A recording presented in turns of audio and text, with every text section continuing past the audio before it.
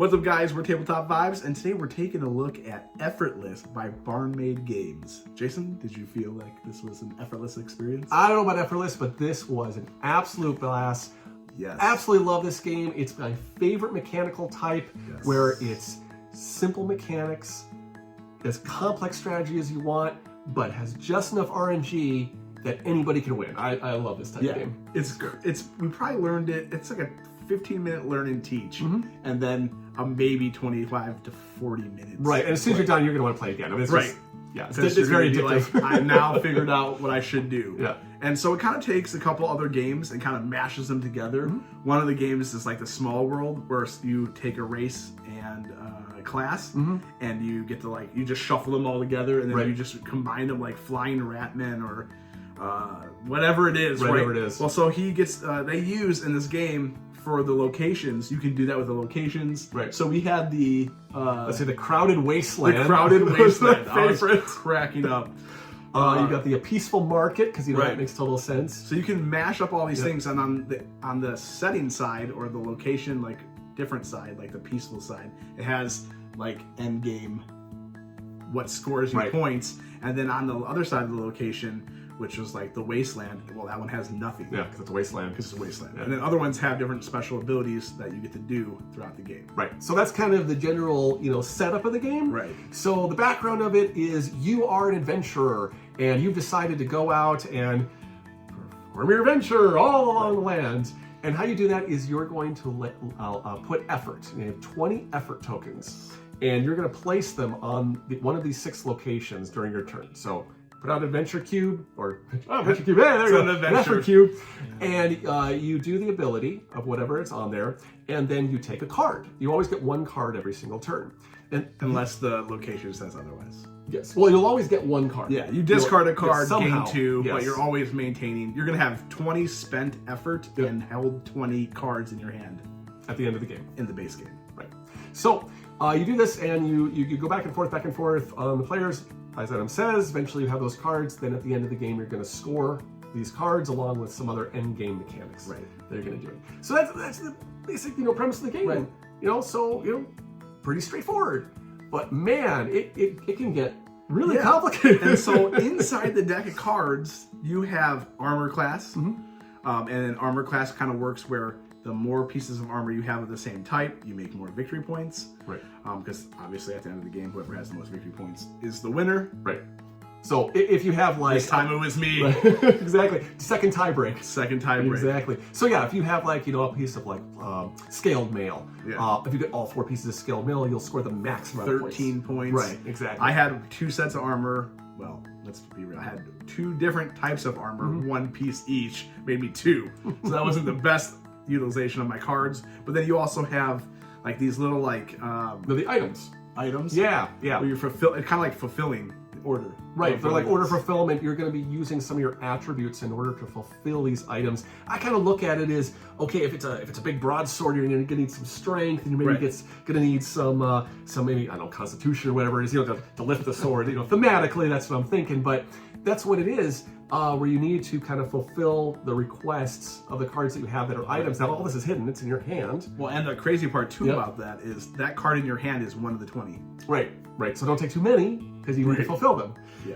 And how you fulfill them is you do it through attributes. Now, in this game, there are 6 different types of attributes, all 6 different colors. You have your strength, intelligence, wisdom, constitution, dexterity, and charisma. So, yes, make a full person. You do. It's awesome. So you'll be, guarding these cards, getting these set bonuses, getting these items. You're going to use the ability cards to fulfill, again, the item cards. And then once you have the 20, end of game happens, and you're going to score points based on how many sets you have of the armor. Right. You're going to score points if you fulfilled your requirements. You're going to score points based on the 6 special locations you've been placing on. Yeah. As says each has. Some of them have, if you have the most there, you score 10. Or if you have 5, at least 5 there, you score 10 victory points. Right. If you have 2 there, you score, or 3 there, you score 2 for every 3. If you have the most or the least, you -5. Right, go the opposite direction. Yes. It's like manipulating where you want to play. Some of them move another effort or anybody's effort to another location, so you can kind of kind of mess with people a little bit. Exactly. So, and if you didn't have enough fun with that, there are expansions to this. Yes. And those add so much more. They're great. I love them. Yeah, there's the Altered expansion, and that adds some new, adds asymmetric abilities to class cards and race cards, and a new little player board that you can house them and your 20 effort. Right, so the races are kind of neat. I mean, kind of typically each race has its own speciality. So every race, except for human, because, you know, human's the normal human. They don't get any standard human. But every other race is going to get +2 in one attribute and -2 in another attribute. So it sort of gives you a plan of sort of where you're going to go. I think one of my favorite was I think the orc has -2 mind intelligence and 2 to strength. Yep, makes sense. Yeah, that's all that cracked me up. So you're also in that expansion going to institute some wild mechanics. So these are going to be things at the end of the game that give you some like wild attributes. You know, a card that can be used like for multiple different attributes you choose. You're also going to get. Let's see here. What else are you going to get? So that's the other mechanic is normal in the normal game. The effort that you put out at the end of the game is going to somehow be directly proportional and get you victory points, so plus or minus.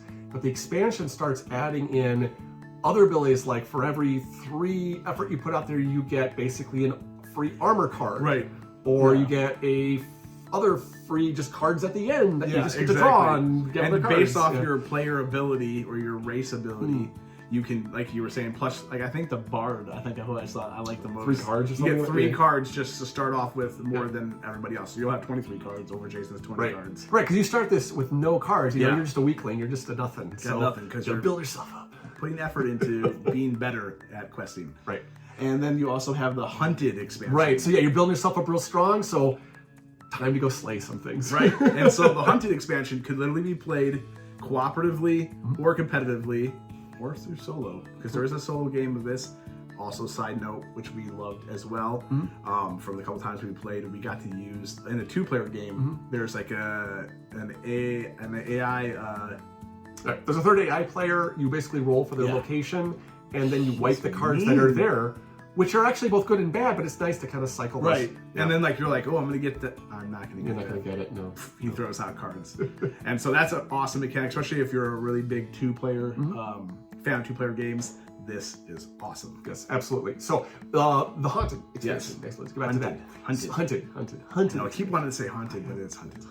So it introduces the concept of threat. Yes. So what's happening is that you've played a few games and the local monsters aren't too happy that you're trouncing around and disturbing their homelands, and they're going to have something to say about it. So at each location, you are going to have a threat tile, and this threat tile you roll a die. At the end of the turn, and it reveals, or it activates. Yeah, it draws the threat to the location. If it's already there, and you roll the die and it hits, he attacks. Right. And it can be blank. Yeah. So he fights each person individually, and everybody have different attributes that they're weak to. They have a critical weakness. Yep. Which is some sort of item. I think it was at 3. Yes, 3 items, so every effort that you put in is going to be some damage you do to this guy. Yeah. And if you have certain cards in your hand, so certain attributes, I'm not sure if it's armor or not. It might depend on the monster. Yeah, I think I only saw attributes, but I could have missed some. But depending on what's in your hand, you are going to do various damage to him. So you think about this as you're building your character up a certain way, and you go and you're going to have this weapon and fight this monster and try to do certain amount of damage to it. And if you have grit cards inside, which will be shuffled into the main deck, they also help combat the threat. Right, so if you're able to defeat the threat, then you get some additional points. Yeah, so if you do it like as a team, you get 2 points. If you do it solo because you're strong and powerful, you get 4 points. Right. So it just adds another layer on top of this game. So the base game is super great by itself, but then if you really want to start diving into more fun mechanics that aren't hard to integrate, which I love that aspect. It's just, here they go, add these to the deck, and then depending on if it's a 5-player game or not, some little things change. And then if you want to add the Hunted, you just add that as well. I mean, it's like a quick, you can quickly add them into your They're just like plug and play modules, and it's spectacular. Yeah, I mean, wonderful. like, it's such a good time. So we super love it. We effortlessly loved this game. And so it's going to be coming out to Kickstarter very soon. So keep an eye out, and definitely check out their link in their bio. Like, subscribe, and comment. What's your effortless game that you like to play? Effortlessly. Jason? Well, aside from Effortless, Yeah. Agricola. No. Race for the Galaxy, actually, Oh, is that's my pretty go-to. Yeah. I think mine at this point is Wonderland Wars. Yeah, you're a big fan. I've played it a ton of times. So, yeah, we're Tabletop Vibes. This is Effortless Barnmade Games. Check them out. See you next time.